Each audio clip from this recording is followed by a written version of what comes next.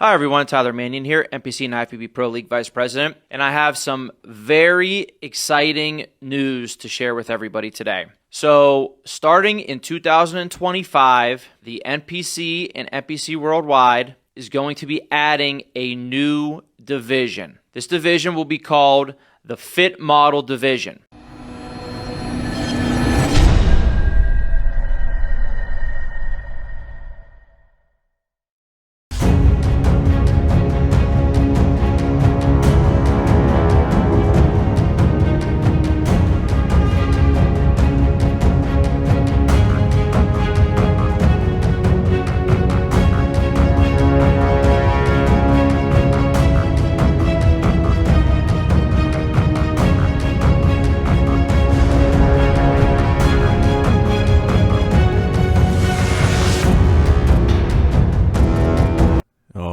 What's going on, you guys? Nick here with Nick Strength and Power. I've got a couple of interesting stories for you guys today. The first story that I've got for you guys today, we've got the latest physique update from Brett Wilkin, also confirming that he's going to be working with Stefan, a.k.a. Boss of Outlaw, for the 2025 season. Brett is one of the early qualifications for the 2025 Mr. Olympia, qualifying at the Legion Sports Festival, where he brought a very impressive package after we haven't really seen him for a while. And he was working with Matt Jansen for that show. And as you guys know, Matt is no longer coaching. And I wasn't super surprised to see Brett work with Boss of Outlaw, given that he's such close buddies with Martin Fitzwater. Martin is working with him. Then Shaun Clarida, one of the other guys that left Matt Jansen, or vice versa, is also working with Boss of Outlaw. And he's had pretty good results in the short amount of time that he's been working with him. And we'll talk about Shaun in a minute. But I think that Brett is another one of these guys we need to factor into the equation at the Olympia this year, because we're kind of in this era where we've got these new guys coming up. We talked about GoodVito. You've got Carlos Thomas Jr. doing the Arnold Classic. Martin Fitzwater is a new guy that's really risen pretty quickly. You've got a new Mr. Olympia this year, Samson Dauda. All kinds of guys that could shake up that top 6, top 10 at the Olympia next year. And I believe that Brett is one of those guys. If you look at the current Olympia qualified competitor list, it's pretty small right now. It's Brett, it's Samson Dauda, it's Hadi Chupin, Derek Lunsford, Raphael Brandow, Brett's buddy Martin Fitzwater, and Akeem Williams. So it's a pretty short list. We got a lot of shows, obviously, in between now and the next Olympia. But I guess the question going into 2025 is, will Brett have the ability to join his buddy Martin in that top 6 at the Olympia? I've been really impressed by Brett, and I hope that I'm continued to be impressed in 2025, and I think I will be.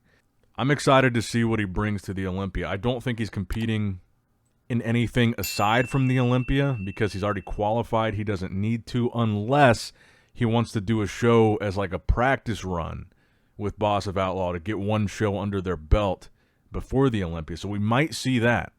But I'm very excited to see what 2025 holds for Brett, considering what we were able to see from Martin this year. Could we see something similar from him? Now, I said we would also talk about Shaun Clarida. We got a physique update from Shaun yesterday, saying this is his starting point. We saw that his name was on the 2025 Arnold Classic competitor list. He said he's weighing 188 pounds in this video. And I think Shaun's look in Prague got discounted or maybe overlooked a little bit because of the fact that you had Martin versus Chris as the main battle. But Shaun was top 3 there. And I thought he looked a lot better in Prague, working with Boss of Outlaw, than he looked at the Olympia the same year, working with Matt Jansen. I thought he brought a really good look to that show. And had Chris not been there, he would have been fighting it out with Martin for top 2.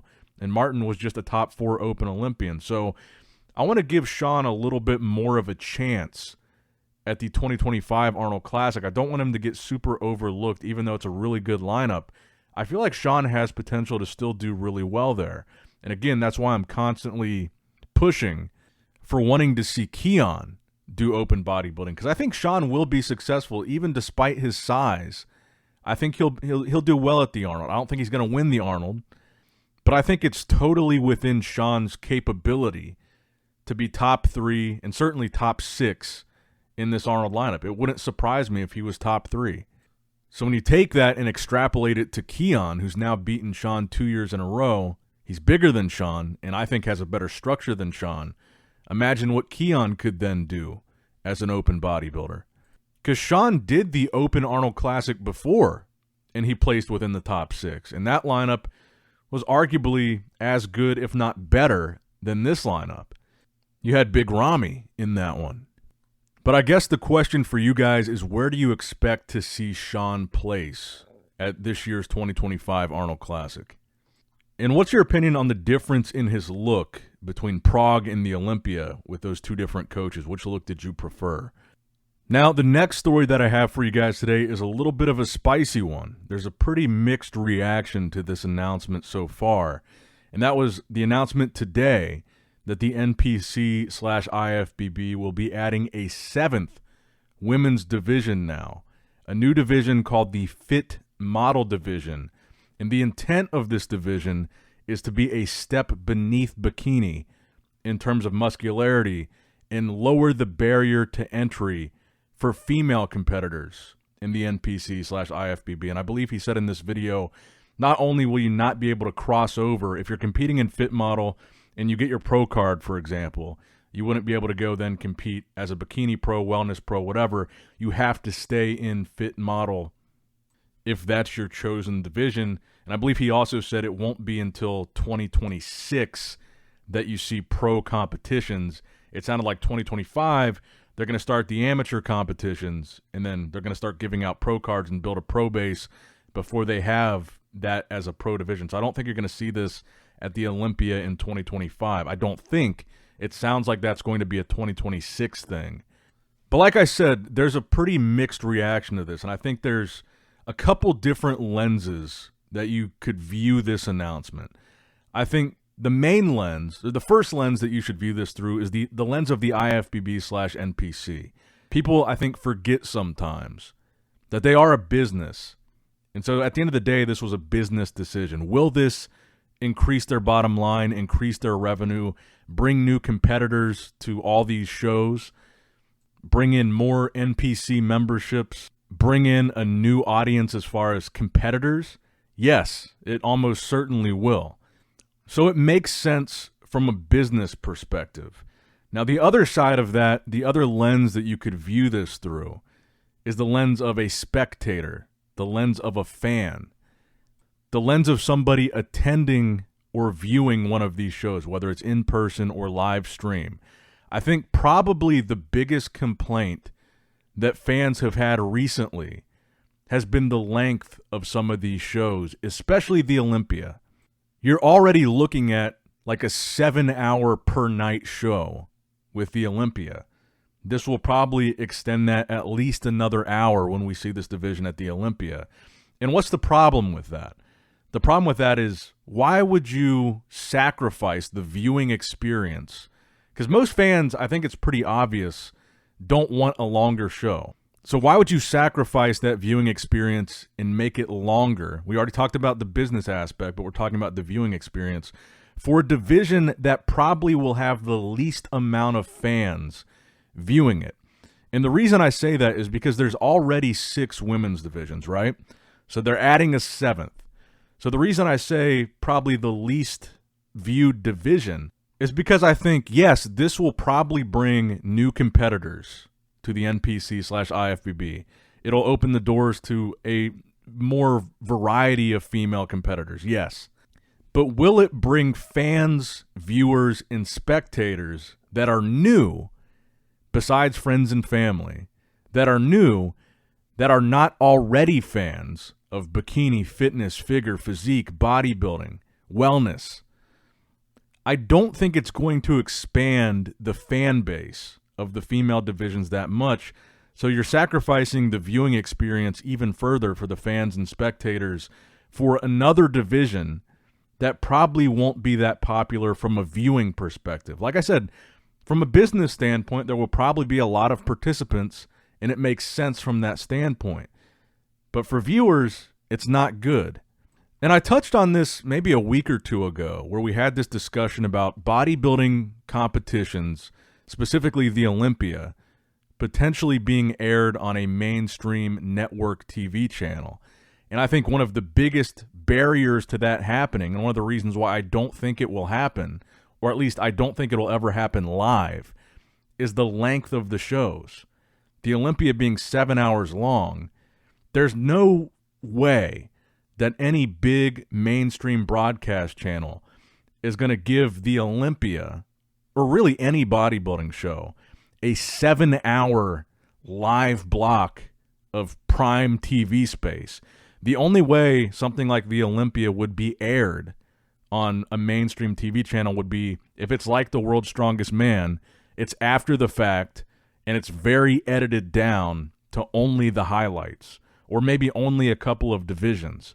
So as far as this growing bodybuilding, yes, it might grow the competitor base. I agree with that. But will it expand the actual fan base of the sport beyond what it actually has? I actually don't think so. And I think it will damage the viewing experience even further for a lot of these shows. And also the imbalance of divisions. And this often gets viewed as a misogynistic take, but it's really not. Now you have 4 men's divisions: Classic Physique, Men's Physique, Open Bodybuilding, 212. And 7 women's divisions, including this fit model division. You've got bikini, you've got figure, you've got physique, you've got bodybuilding, you've got wellness, and you've got fitness. You've got now almost double the amount of women's divisions as you have men's.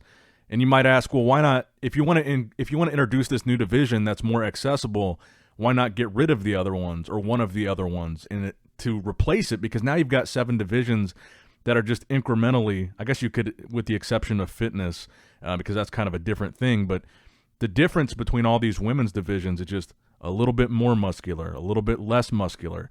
And that in and of itself is very hard to explain to a casual bodybuilding fan, let alone a mainstream person, the difference between all these divisions. It's very hard to tangibly explain.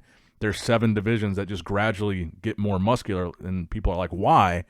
Well, the reason for why is because why would they get rid of one of the divisions from a business standpoint when all these divisions already have their own kind of economy of, posing coaches, the people that sell the suits, the tanning companies, the coaching services, all this stuff within bikini and all the other women's divisions.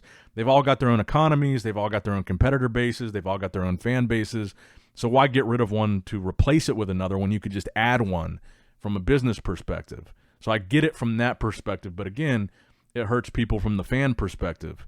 And the reason why I point out this imbalance is I think one of the reasons why some of the women's divisions are less watched is the obvious reason that I think the majority of people that are tuning into a bodybuilding competition, like the Olympia, for example, I would bet that the vast majority of people buying the Olympia pay-per-view are males.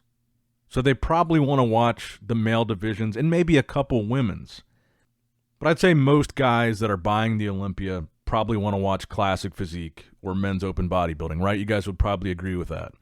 And then maybe, you watch bikini or a couple women's divisions, sure. But you're probably just watching for Men's Open and Classic Physique. So that's why I say, do you really think adding another women's division is going to increase the viewership of these events and bring in new fans? I really don't think it is. And I think you could even argue a point that this could take away from some of the other women's divisions, because this isn't going to be like, they can't really force certain promoters to include a division. I think the Olympia will basically have to include it because the whole point of doing a Olympia qualifier is to get to the Olympia, and that's kind of the pro incentive. It's not really so much the prize money in those divisions. It's to get to the Olympia. But for the promoters that do have it, it's going to spread their prize money thinner for the other women's divisions. Maybe they don't include those divisions and include this instead. Because promoters are not necessarily inclined or forced to have every single division at their show. It's really kind of a choice. So with this new option, you could have promoters choose this instead of an already existing women's division to put the prize money towards. Maybe they decide to exclude figure or physique or wellness in favor of the fit model. And I think there's also an argument that could be made. People made this argument, I believe it was last year's Olympia, that because the men's open bodybuilders had to go on so late that night, because the show ran so long and they were waiting around backstage, a lot of people felt that's why so many of the guys looked off, is because they were forced to sit backstage and wait for hours and hours and hours before they finally got to go on. And I believe it was like 1 or 2 in the morning Eastern time that they ended up on stage. So if you add another division to that mix, it's going to increase the length of the shows. And I saw Tyler post a story as well after he made this announcement. I'm assuming in response to a lot of the comments. There was a lot of negative pushback on this announcement. He said, "The new division's logic is very simple. Even though people inside the industry know the top bikini competitors aren't overly big and muscular, when you see them in person, the average gym goer does not. They are apprehensive to get on stage. Looking at pictures and video, attracting more people into the industry will only help us attract more mainstream sponsors. This is the only way the IFBB Pro League will continue to grow. I remember when everyone didn't like the addition of men's physique and bikini. Today they are amongst the most popular and celebrated divisions. This new division will require time, effort, and work just like the bikini division did 10 to 15 years ago." And so again, I think the primary difference, and I agree partially with what Tyler is saying here, people didn't like men's physique and bikini in the beginning, but they became pretty popular because that was the lower barrier to entry division you see a lot of people compete in. But I think the difference is the main thing that I've talked about here is that back then you didn't have all these divisions. You didn't have 7-8 hour shows, because back before men's physique and bikini, I guess you would have only had men's open bodybuilding, and I guess 202, not 212, but it was 202 at the time was around, and then women's bodybuilding. So back then, I guess there would have only been 3 divisions, whereas now with the inclusion of the fit model, now you're pushing, what are we at, 12? 11 divisions? So that's the main difference now. It's like back then, yeah, people didn't like it at the time, but then the necessity for an entry-level division was realized, and we have those divisions still. They're still entry-level, or at least a lower barrier to entry than just a gym goer to open bodybuilding. It's like stepping stones. And I think up until this point, they've worked pretty effectively having them as stepping stones. We've seen guys go from men's physique to classic to open, go from classic to open, 212 to open, classic 212 open. Those divisions have served as those stepping stones in the men's. With the women's, it's a little bit different because, like I said, there's so many subtle, minor differences between the women's divisions because there's so many. So I can see both perspectives. I do think that from a attracting a competitor standpoint, this will grow the types of competitors to maybe a more broad female audience. I think that side of the business decision is true. Do I think this will necessarily propel the sport of bodybuilding into the mainstream with this addition? I don't. And I don't know that bodybuilding will ever be a mainstream sport. I think you've got to cut down on the competition time. I think you need to have less divisions, not more, because to the mainstream average layman person, it's very, very hard to explain to them what they're watching when they watch 7 women's divisions in a row. Explaining to a mainstream average person the difference between each division is just very, very hard and very subjective, and it doesn't appeal to the mainstream crowd to have that many different variations of a physique. So I think to the average viewer, adding another women's division will just further that confusion with what's going on with the women's physique side of things. It'll make it less, I think almost less attractive to watch all of those divisions because there's so many and the difference is so subtle. I feel like less people will focus on those divisions with there just being so much difference. And I don't think that you can compare this to the addition of classic physique, for example, because I think classic had a place. We were seeing a popularity in the old school type of physique. A lot of people complaining about the midsections, the bubble guts, and there was like a demand for this more aesthetic category, and it had a place. It was less muscular than open bodybuilding, but it was more muscular than men's physique. So it kind of served as another stepping stone in between the base division, which is men's physique, and then the biggest division, open bodybuilding. This is different with the women's thing because now you're adding a new basement, you're adding a new floor, a new bottom tier to the women. When I thought, bikini as a pro level, yes, it's obviously pretty advanced muscular physiques. If you're a bikini pro, you've got a good amount of muscle.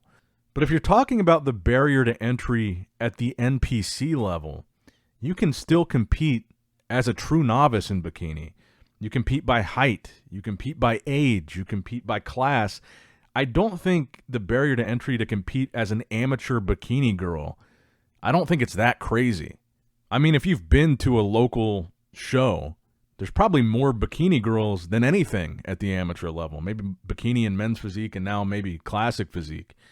And I think that's why this is such a mixed bag of comments when you read some of these posts, is because there's a couple different ways they could have addressed this. I mean, you could argue if bikini became too muscular and they want the standard of this new division to be old school bikini, then why not just adjust the judging criteria in bikini to fit that? Well, the answer to that is because from a business standpoint, it's more profitable to add a division and keep bikini. So my opinion on it, from a fan perspective, from a viewer perspective, from a spectator perspective, I agree with a lot of you guys in the sense that I don't want a longer show. I don't think there should be more divisions when I think the judging criteria, some of the divisions that already exist in the women's aren't really super, they're kind of fluid, and they're not really even nailed down the difference between all these divisions that already exist. So to add another one in the mix is even more confusing. I think it's going to diminish the viewing experience. But then from the business perspective, it does make sense because they are making the majority of their money from these amateur shows. And so to have more potential amateur competitors is always going to mean more money. And I know this is getting a little bit long-winded, but I would even argue that to compete in a women's division at the NPC or the IFBB level, I would argue is already the most accessible to the average gym goer. I think it's more accessible if you're a female right now that works out to compete in the NPC or IFBB than it is if you're a guy. You have now 7 divisions to choose from.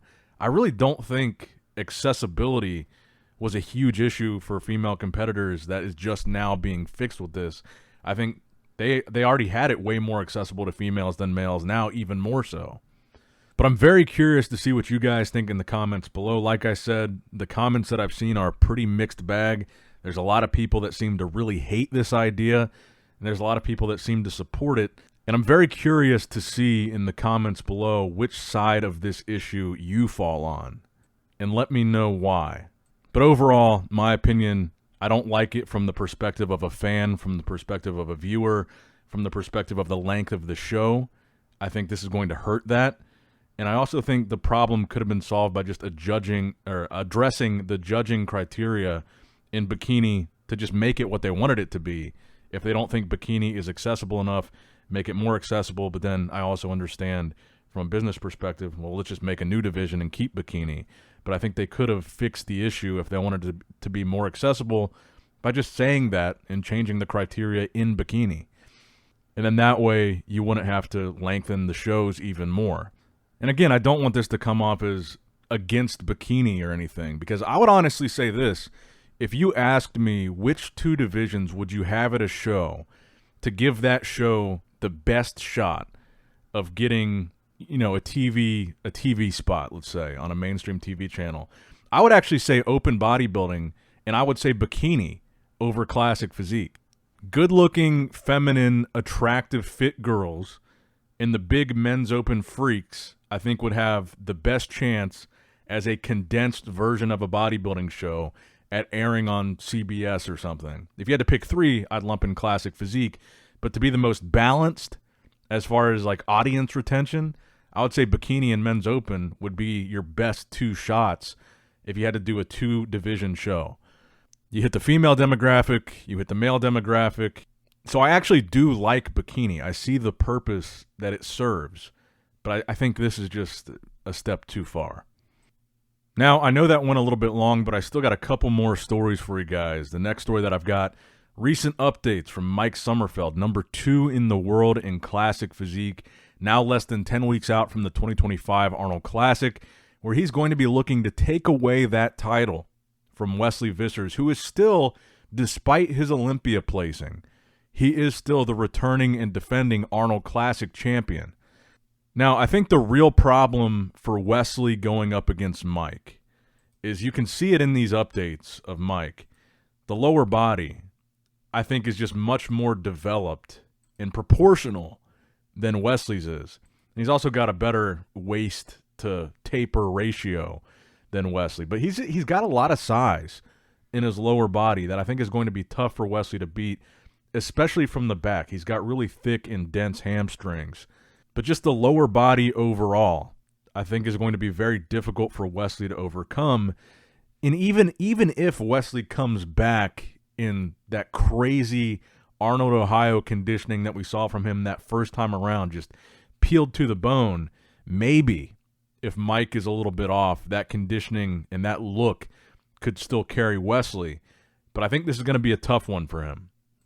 Mike is kind of on top of the world right now when it comes to Classic Physique, and Wesley didn't really present much of a competition to him at all at the Olympia. So the question is, can that be different at the Arnold Classic? Because Wesley was, 6 placings behind Mike at the Olympia? And I know that Mike didn't do the Arnold Classic last year, but keep in mind, the impressive thing about Wesley winning last year was that he did beat guys that he had never beaten on the Olympia stage. So that was like the big twist, was he was beating guys that beat him routinely at the Olympia, which is what makes this interesting between him and Mike.